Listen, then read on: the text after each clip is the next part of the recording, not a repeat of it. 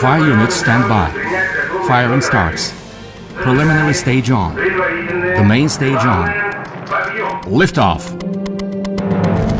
On October 4th, 1957, at 10:28 p.m. Moscow time, the successful launch happened.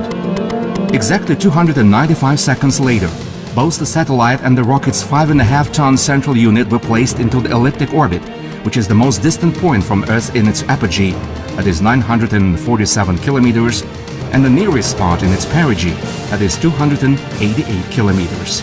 The satellite separation took place 319 seconds after the start, and then the satellite started signaling. Soon, thousands of radio stations around the world started getting unusual signals from space. At the same time, a small moving star appeared in the sky. It was the first time in human history that an object made by man managed to overcome the force of gravity. That radio signal symbolized the beginning of a new era, the space era. Передаем важное сообщение ТАСС. We're transmitting an important message from TASS. On October 4th, 1957, the Soviet Union successfully launched the world's first artificial Earth satellite. Вот я вам прочитал точно это самое. That was exactly what I had the honor to say then on air to our not-so-crowded television audience, when I had been working only for a week as a news anchor. Those times were harsh. The Cold War was just about to start.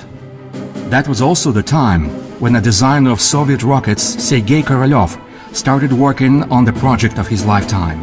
It was the construction of the R-7 missile, which was destined to become the core of the Soviet agenda of peaceful space exploration. However, the talk back then focused on a new war. In the complicated terms of the current political situation, that was not just about building new engines, and it wasn't only about building rocket engines also, it was about building politics. The rockets were considered only for the nuclear weapons. That was why the research conducted by the designer Mikhail Tikhonravov, who calculated the possibility to create and put into orbit an artificial Earth satellite, was ignored. It was Korolev who took those for granted. Everyone was mocking him. They thought he was just a dreamer. But Sergei Korolev didn't think so. He was totally fine with these ideas right from the start. It was 1947 when Sergei Korolev raised the question of creating rockets for scientific purposes at a meeting with Stalin. So Stalin decided, fine, you're creating the R-2 rocket and designing the R-3. Forget about the rest. In May of 1954, Stalin's death triggered changes, so Korolev sent a memo post regarding an artificial Earth satellite to the Central Committee of the Communist Party of the Soviet Union. But the answer didn't change. They didn't care much for scientific matters in the Kremlin. But it all changed in July 1955. US President Dwight Eisenhower said, the United States is planning to launch the first artificial moon in 2 years. This is how Americans named their satellite. The message from abroad was taken as a challenge. And so on August 30th of 1955, the Special Committee for the Soviet Earth Satellite Program Development was set up. Why?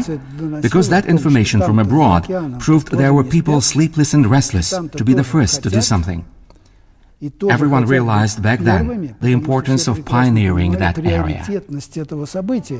So Korolev immediately started working on his project. The satellite was planned to weigh 1.5 tons, and the technical equipment was calculated to weigh from 200 to 300 kilos. You need to think first about the appropriate usage of a rocket. Not only as a missile to destroy something,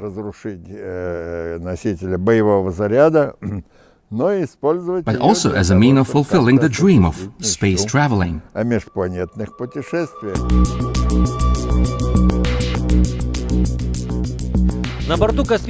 There is a satellite on the ISS that we're planning to launch during a spacewalk. We do these launches from time to time to better perform scientific tasks. The size of such a satellite might be compared to the first artificial Earth satellite.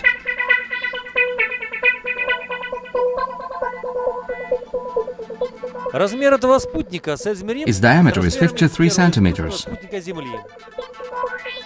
Диаметр, And the very first satellite was 58 centimeters across. размер первого спутника в диаметре был 58 сантиметров.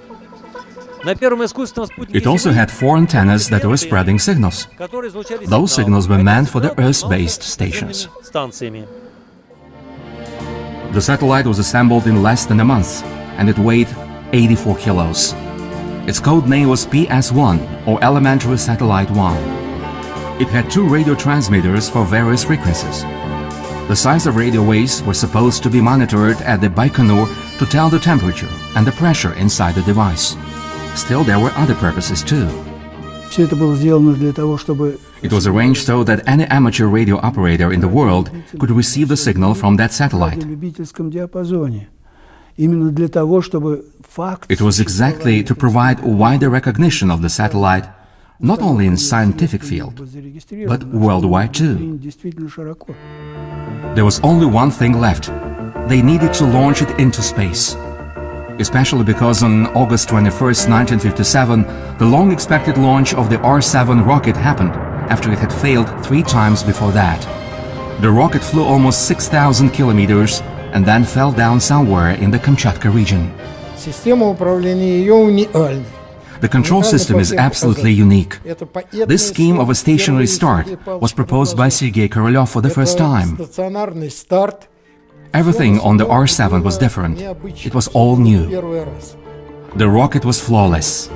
But the generals insisted it was necessary to send a bomb into space. A trial launch with a nuclear warhead replica on board revealed an issue nobody had ever been expecting. Those warheads that carried thermonuclear bombs got destroyed when they were re-entering the atmosphere, and we couldn't figure out what we needed to work on or change. 2 brand new R-7 rockets were ready for launch, but there were no bombs ready for that. Korolev saw a rare opportunity to launch the satellite earlier. We needed a break to create, develop and present a new warhead. So Korolev used that time to ask to take those rockets to launch the first artificial Earth satellite. The satellite was delivered to Baikonur. The test pilots got to work. The armed missile was about to become a peaceful carrier rocket. The launch was scheduled for October 6th. But Korolev suddenly moved the date. There was information about the Americans also planning their own satellite launch on October 6th. Could we really launch it one day later to become the second best? So we went to Sergei Korolev with that information. He looked at us and called the KGB. He asked if they knew that the Americans were planning to launch their own satellite on that day. They gave him a very compelling answer. We don't know anything about that.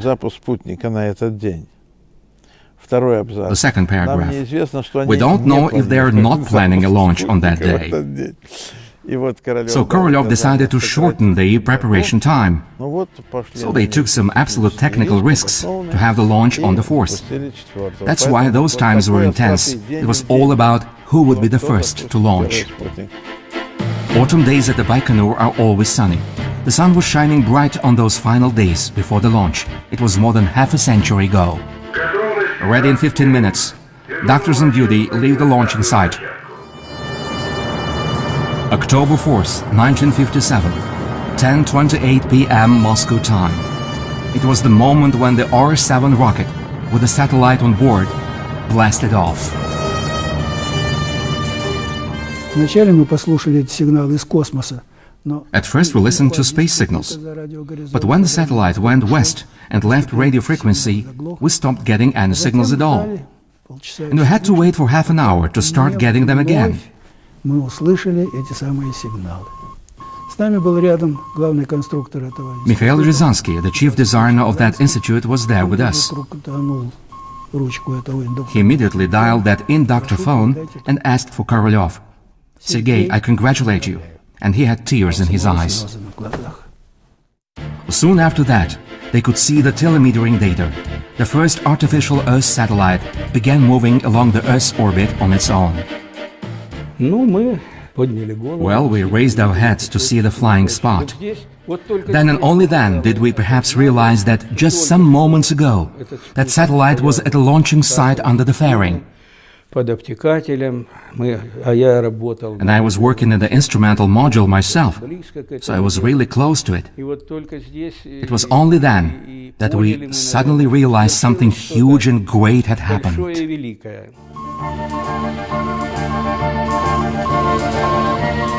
The launch made a resounding splash all across the world. People on different continents were leaving their houses to look at the sky and see the one star moving among others that remained still as usual. The first people in the United States who managed to catch the satellite signals happened to be random amateurs and not military men. Back then, the New York Times stated that 90% of talks regarding artificial Earth satellites were happening in America. As it turned out, 100% of deeds actually happened in Russia. The announcer in a newsreel said it was the moon getting to know new things, learning the alphabet. Sputnik. The Russian word Sputnik flew around the world to become known everywhere and be used not only as a technical term, but also as a cultural phenomenon. There were new drinks in East European bars, there were new rock and roll styles in dancing, and even new model haircuts created by barbers. The recent Japanese fashion style is new hair designs, Leica and Sputnik. The first satellite stayed there in orbit for 92 days. By the time it was burned down re-entering the atmosphere, there was the second Soviet device flying around.